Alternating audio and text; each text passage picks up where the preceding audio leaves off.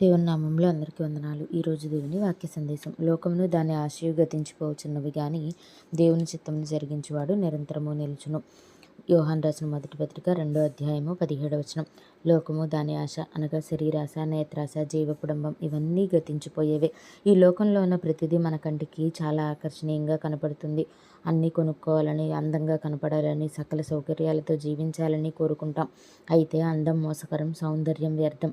ఈ లోకంలో ఎంత సంపాదించినా మనం ఏమీ తీసుకువెళ్ళలేము. మన్నైనది వెనకటి వల్లే మన్నవును, ఆత్మ దాన్ని దయచేసిన వాని వద్దకు చేరును అని వాక్యం చెప్పబడుతుంది.